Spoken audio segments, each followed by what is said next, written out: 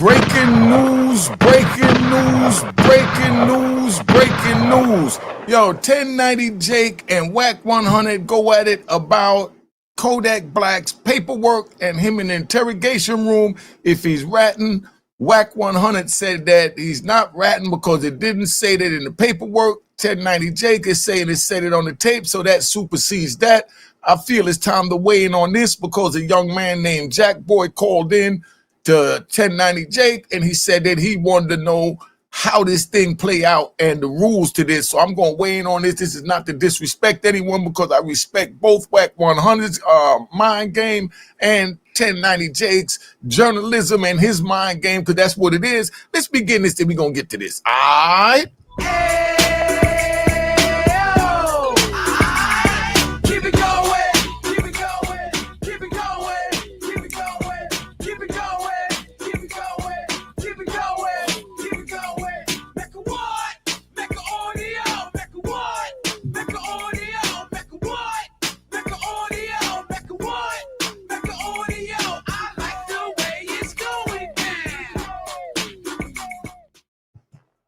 All right, you know what it is. Unique Mecca Audio, man. I'm getting ready to react to this joint here because I saw 1090 Jake do this joint. I like the way he did it. He brought it up that Wack 100 said that dude wasn't hot because of the paperwork, and 1090 Jake saying that he got the video, so he's letting it be put out. He's going to lay out more footage on that in a minute. So I contacted my man CK because I don't like doing reactions without responding to the men. So I called CK. You already know Corey King. Had him reach out to 1090 Jake, talk to his assistant. So I'm doing the video. But first of all, I want to give him a round of applause and Wack 100 a round of applause. Because they've been talking. Relax, yo, relax, relax, relax, relax, relax, relax, relax, relax. They've been giving out good jewels to the youngins. So we're going to ride right into this. All right. But 1090 got to break it down for me so I can understand more. You hear me? But I won't give a Jesus himself come and say, like, boy, you ain't do nothing wrong. Boy, if that was a serious charge, you talking about this and that, but your ass would have told some. All right, I'm gonna be honest with y'all. I've made a hell of a reputation when it comes to exposing people, exposing rappers, getting paperwork, whatever. But my word is not above Jesus. Okay. I appreciate the respect he's showing, but I'm not on that level. But let's see what else he has to say. Say where you get that video from. Somebody sent it to me. Somebody sent it. I'm like, what? But the only reason I'm like, damn, this shit, wow. I kind of knew of that case too, but I didn't know like behind the scenes how you ripped it. Then when I seen you say, I'm like, damn, you saying rip things. I'm like, yeah. Ain't go to trial. Of course I know that. Of course I know the people ain't get convicted. Moeezy, him out here. But it's like, hold on, damn. No wonder every time I get locked up, police be knowing all type of extra details. Like, y'all be in that bitch saying street names. Y'all be in that bitch saying this, where stay at Golden Real Deal, stay in Hollindale. All right, so before 1090 Jake go, hold up, Jake. Yo, check this out, right? Before 1090 Jake go, right? I'm going to just say this. See what the young man said, and that's why I decided to weigh in on this, because the police didn't actually know these people's names until they was mentioned in the interrogation room. So that's how that goes. So we're not even speaking like we're speaking directly for Kodak, but it's dealing with this situation. If somebody go in the interrogation room and you got 10 brothers and they out there, they doing their thing on the street, and one of them get caught, but they the ones was raising havoc in the streets know about it, but the peoples don't know about it. One get caught, and then he say, yeah, I was with this one, and this one. It don't matter what he say after that, because now you don't brought up names to bring the people onto them, to bring them onto their radar, so now they can start watching them, investigating them, and things like that. So that's why you don't say names. But now let's take a ride. Because I'm an old timer, right? See, back in the days, you know, the police, like in the boroughs, they didn't go to different boroughs. So if you got in a situation in the Bronx, you could really go hide out in Harlem, and you ain't got to worry about the police coming over there to come get them, right? And if you got something in Brooklyn, you can come hard out in the Bronx. you know, and they don't come get them. So if you got arrested in one of those boroughs, let's say you driving down the street and, you know, police pull you over and you got whatever, you know, they say, well, where'd you get it? You say, you know, you're in Brooklyn. You say, I got it from Harlem. You know what I mean? Like, go to Harlem. Well, you know, where you going to find it? You know, go find a spot in Harlem. You know what I mean? We know they're not going out that jurisdiction. So that's why we'll shoot them out the jurisdiction.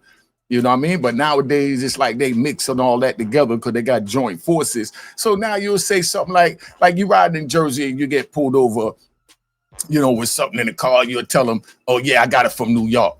So once you say you got it from New York, that deads the investigation of that because they're not going to New York. You understand what I'm saying? Unless it becomes, you know, something federal, but then nothing else is being said other than, man, I got it from New York. I don't know who I got it from. I don't know where I went. You know, I mean, I just took the bus over there and, you know, walked around and I found somebody. I don't know what block I was on. I just know I was in New York City. So y'all go find that block in New York City. So that's how it is. And then another one, right? Let's ride again. Now, I've seen dudes get, you know, murder charges, right? And they had like females or, you know, they homeboys go down to the police station and say that, oh, it was a tall dude, light skin, when the dude was really short and dark skin. You know what I mean? So what you're doing is you're throwing off the investigation, you know, and a lot of that is what, you know, Woody's intentions was. So that's why I understand what little Woody was doing, you know what I mean, when he was getting picked up. But every time he mentioned a new name, it started a new investigation. It gave them somebody else to investigate and gave another officer a job to go investigate that person because each one had like maybe 3 or 4 out of all them hundreds that they had down there.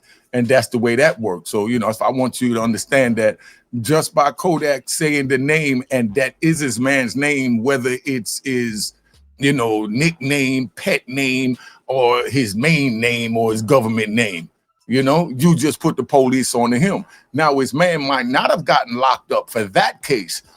But now if his man got caught up after that, the police got on him from him saying his name in the first place.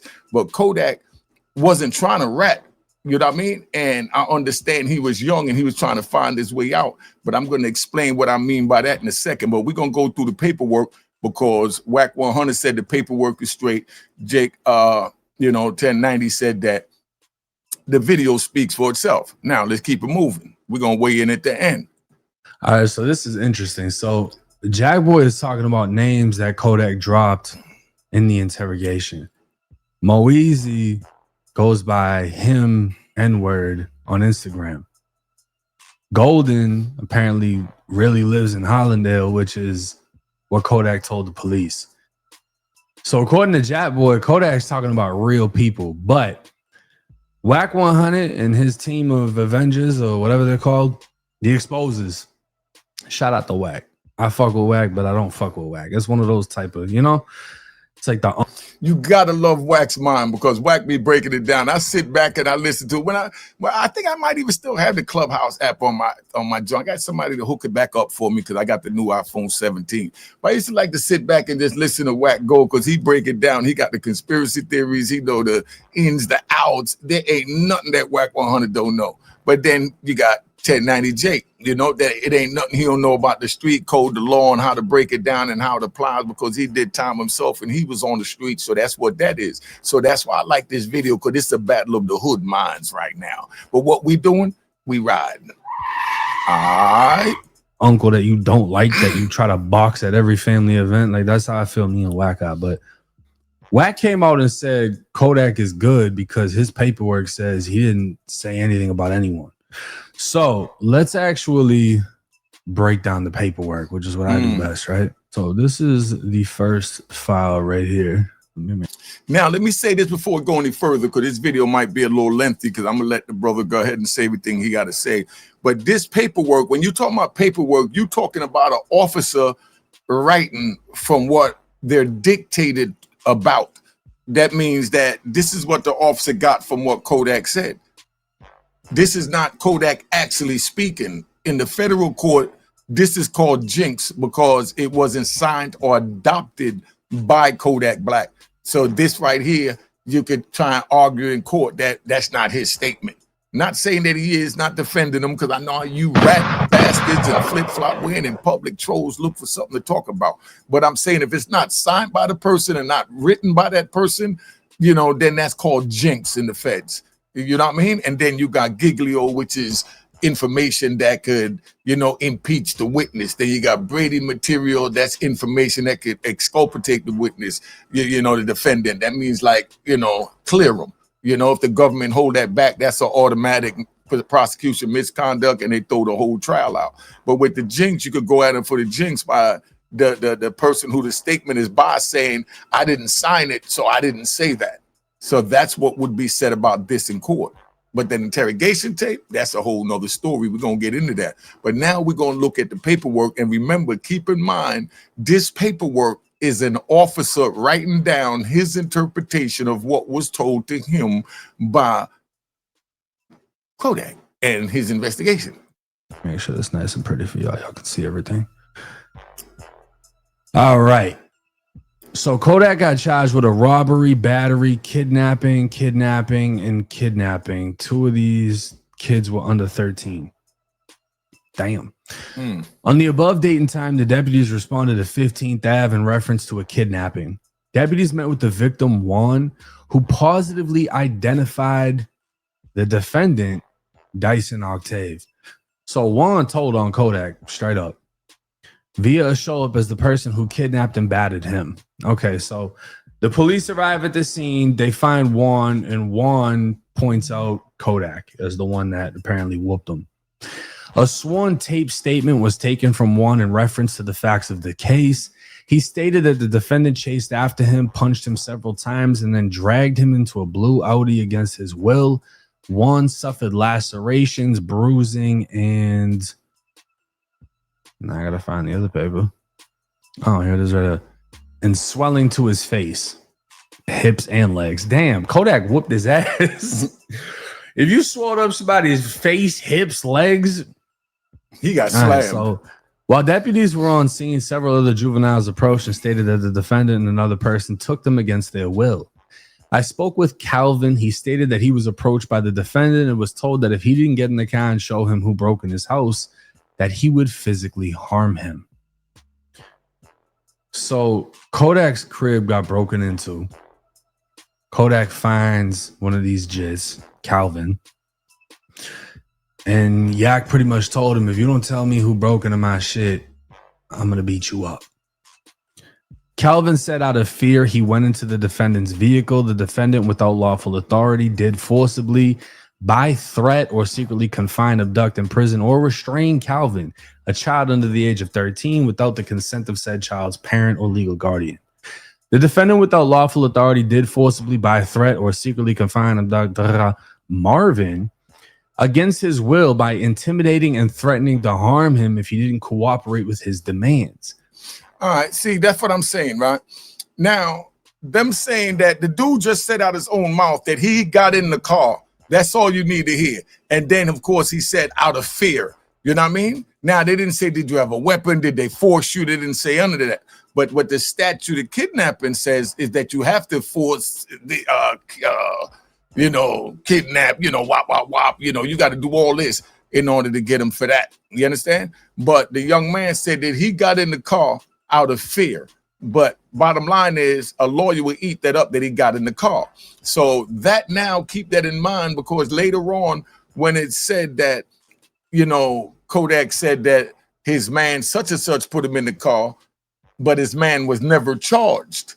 That tells you right there why his man wouldn't be charged. And I'm going to bring that up again at that point further on in the tape, so you understand. They can't charge him if the man is saying that he willingly got in there. So I bet you any money that they broke it down from the kidnapping, because that's not kidnapping when he said he got in the car, unless it's something more that went to it than that, or more people, you know. But definitely had to be more than this just one dude, because he said he got in, even though he said he got in out of fear.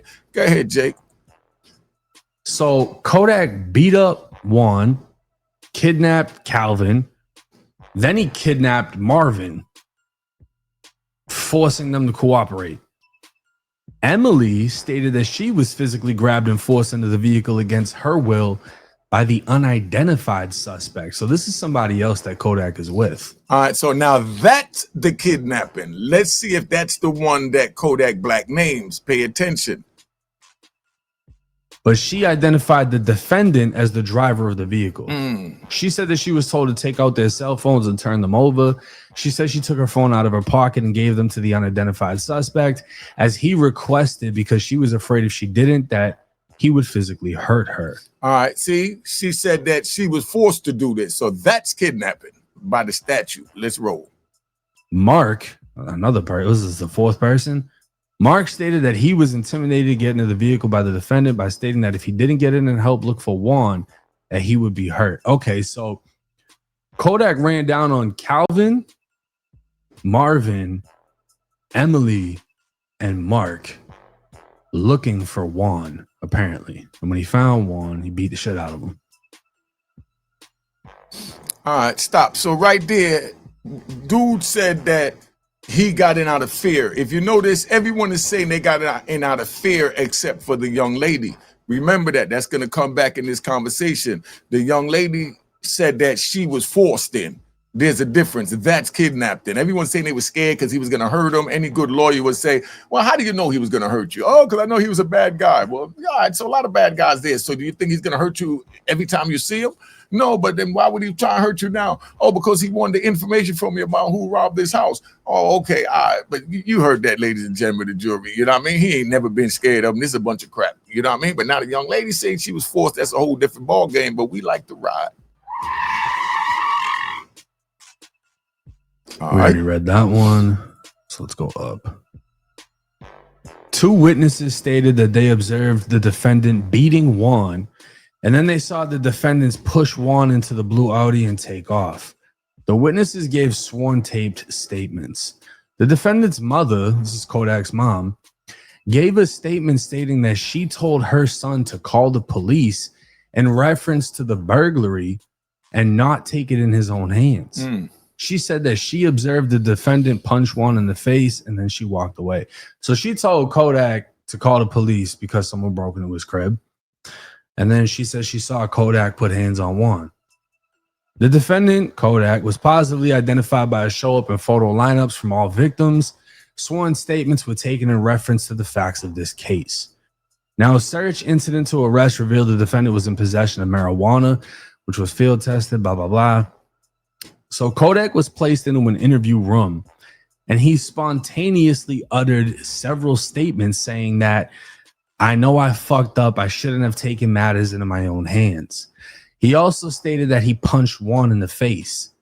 Post Miranda, the defendant admitting to punching Juan several times, he stated that he knows what he did was wrong.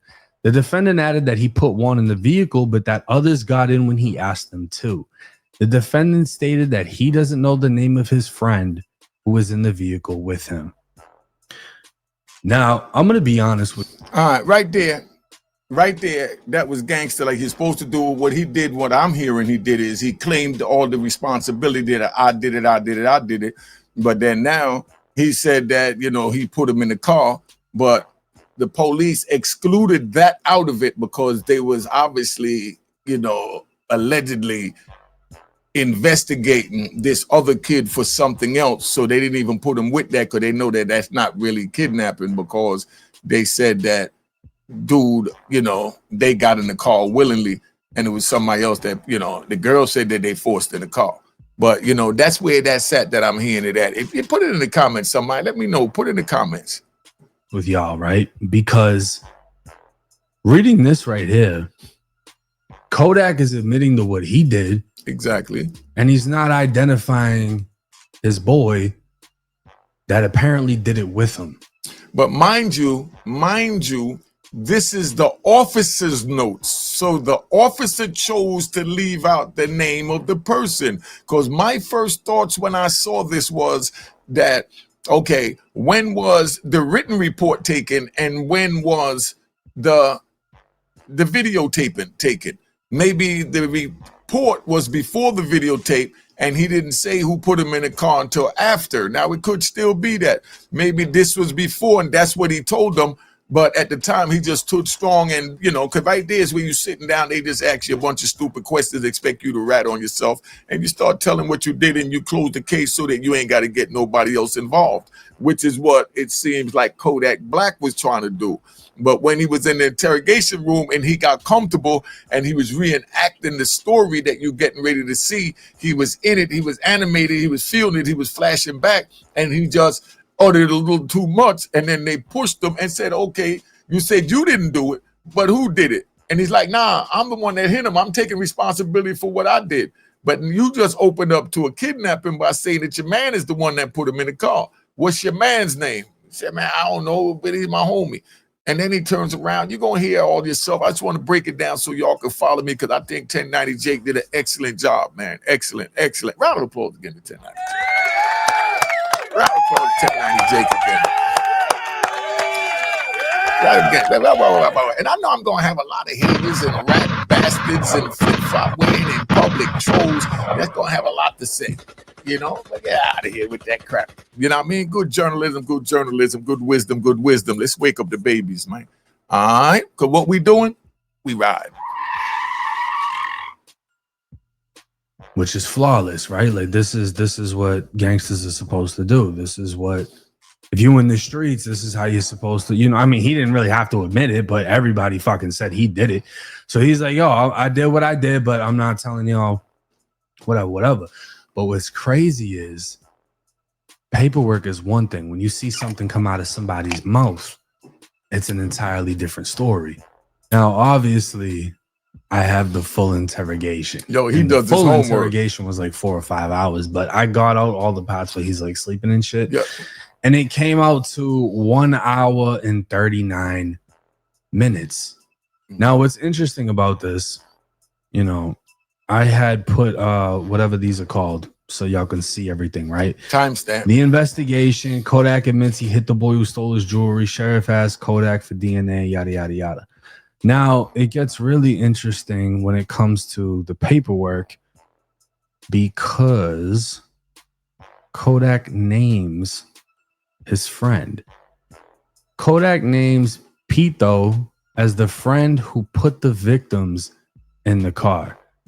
Now, this little piece of information is important because it actually goes against what the paperwork says. The paperwork says he never identified his friend. So we're going to go to 10129 and we're going to actually listen to what this is saying. And y'all can hear it from Kodak. What's your homeboy's street name or rap name? Huh? People. What's your homeboy's street name? Matter of fact, let's rewind this a little bit so we can hear the context of the conversation leading up to this. I did hear him. I'm wrong for that. Did you ask him? I ain't asked him about my stuff. I ain't straight up. I ain't just straight up hit him. I finished 100 times, but I ain't even really just gonna hit him like that. You know, I was asking about it, but I ain't asking about like, hey, where's my stuff? I asked about it like, you know what's going on? Let me know. You know how if you do something wrong, like we ain't really just gonna say, well, hey, you saying no. Yeah, like no, like playing like no, but the way you acting with it, like he know you wrong. And he was ready to run before I hit him like that. You know what I'm saying? But I hit him one time. I ain't even really wanted to hit him. But after I hit him, you hit him, did he fall? No. He fell after he was running. He couldn't catch himself. And then when I'm chasing him, he just like so nervous or whatever. And then he just. You sound like Kodak popped the shit out of his ass. I ain't gonna lie. He tried to catch himself. He could have caught himself, but he fell. I ain't hit him no more when he was on the floor. He was already on the floor. And people was on the street, all that. See, right there, when he said I ain't hit him no more when he was on the floor, right there, he actually thinking in his mind that by him telling them what really happened, they're going to let him go home that night. And that's where a lot of your mistake coming in.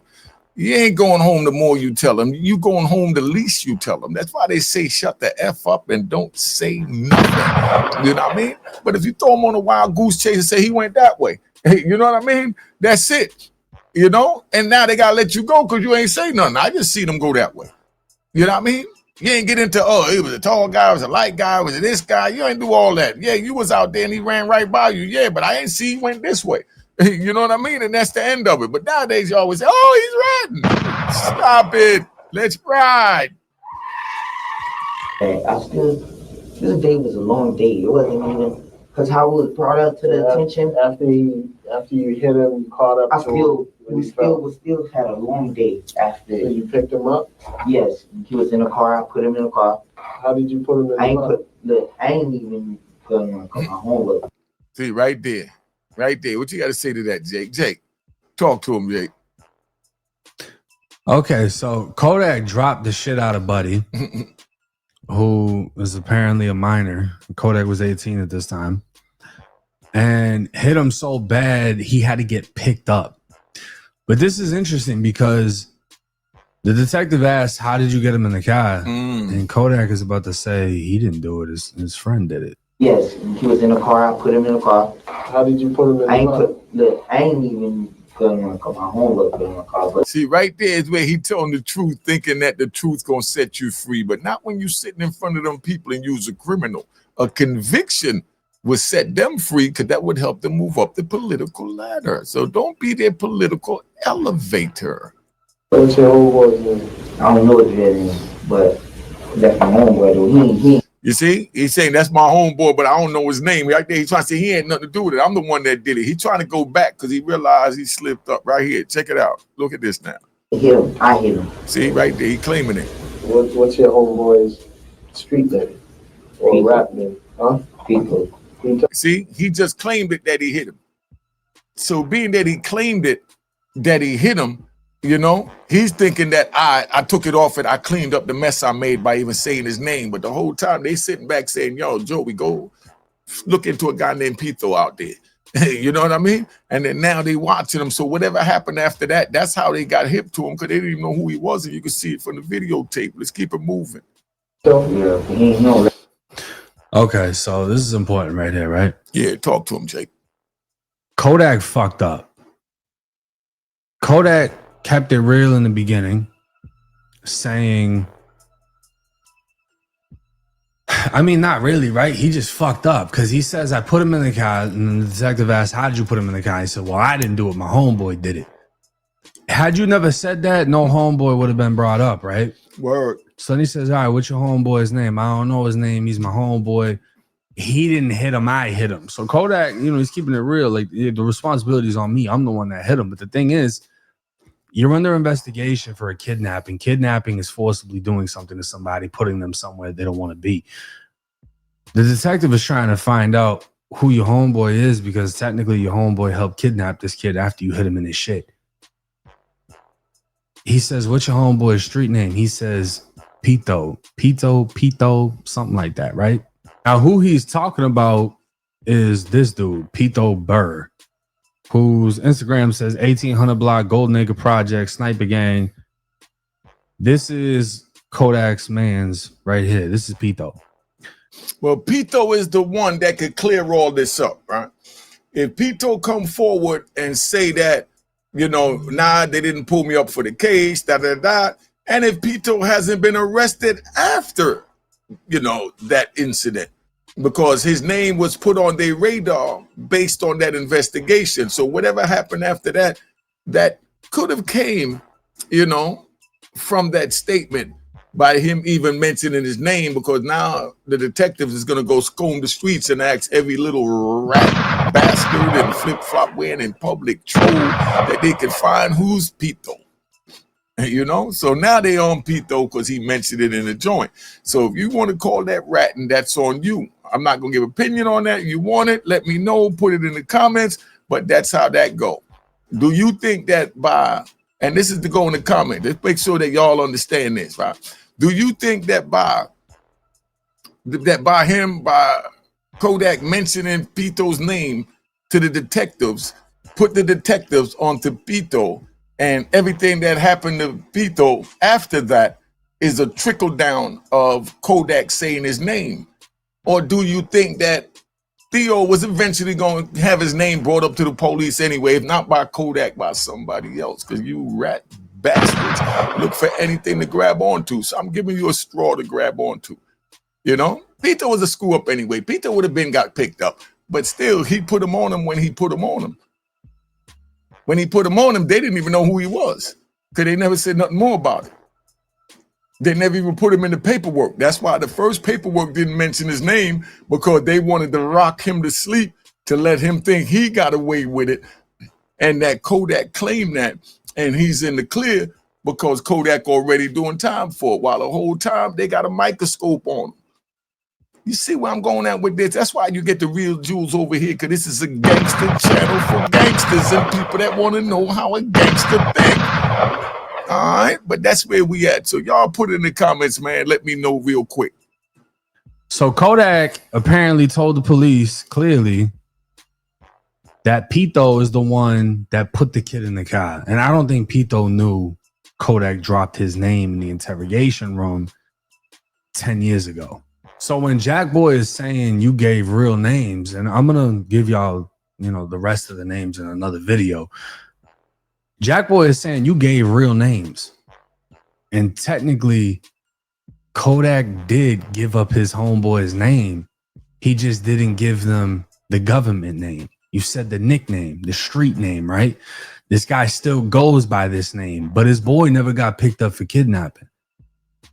It's insane that the paperwork doesn't match the video. And I wonder how much paperwork I've looked up that it looks like they kept it real, but then when you actually get the video of what they're saying, it's a completely different story. Now, everybody is under the conclusion that he spun the police, and I plan on breaking all of this down.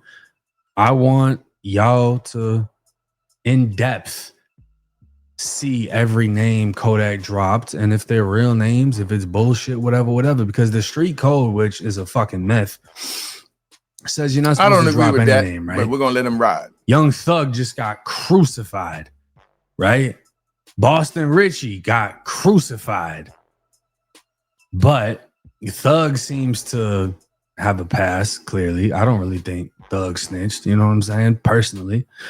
If y'all want me to respond to how he broke down Thug's video, somebody send it to me at this phone number on the screen.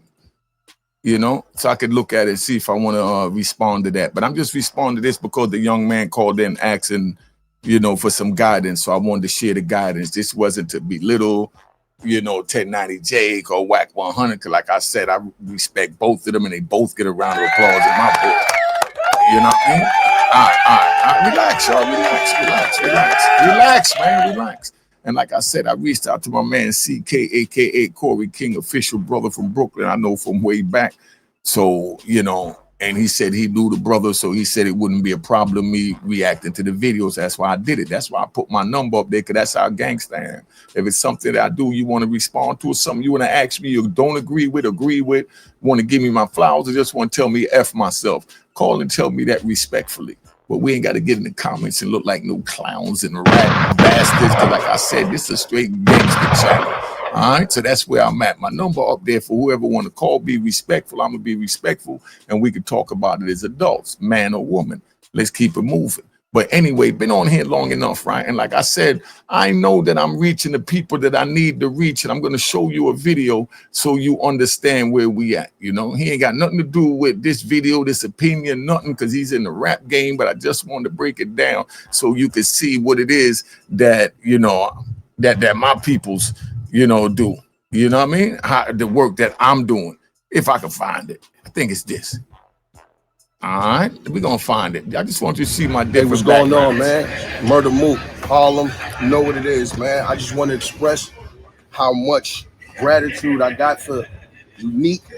You know what I mean? I was telling him a story, telling him how I felt about, you know, if anything was to go wrong with my career, rap-wise, you know, if, you know, should be slow, and I got so many opportunities to be able to do the wrong shit. When I watch Unique Mecca audio, I feel it, and I like to my soul, and that's keeping me farthest away from doing anything criminal.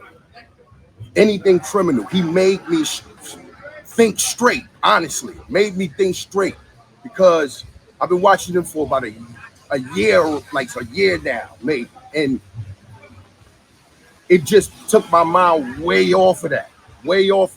From a year ago, it got rough. For a year ago, Yeah. and from watching this man, I just felt like you saved me. Mm. You saved me. And I just want to show my gratitude, and I want to say thank you, man. Unique Mecca Audio, anything you need, brother, from me. All right. Anything you need, man. All right. Hey, what's going on, man?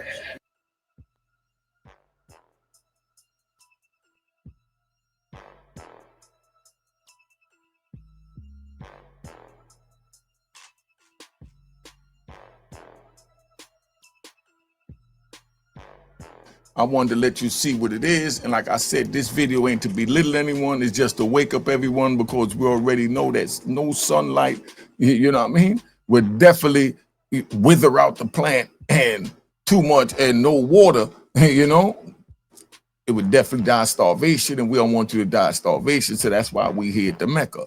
All right. Cheers, cheers, toast the crime, toast the crime, the crime, the crime, the crime.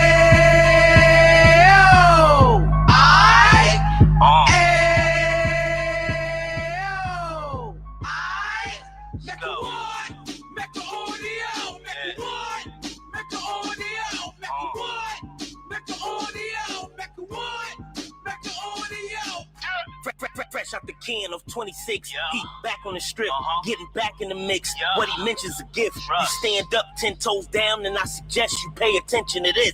Real. Take a little gully posse and put it in Harlem. He cut from the bottom, came up from the bottom. Drop the book, you should go and get it. The Instagram page and the YouTube, you could go and visit. Then you could consider yourself LinkedIn. Sit front row and get Jews from a kingpin. How he went through it, so you ain't gotta go do it. To not pay attention would be stupid. Talking about a man that probably put your grandfather on. Probably the reason that him and your grams got along. A man that generated millions on the block, did his time, never squilling to the cops, Mecca Audio.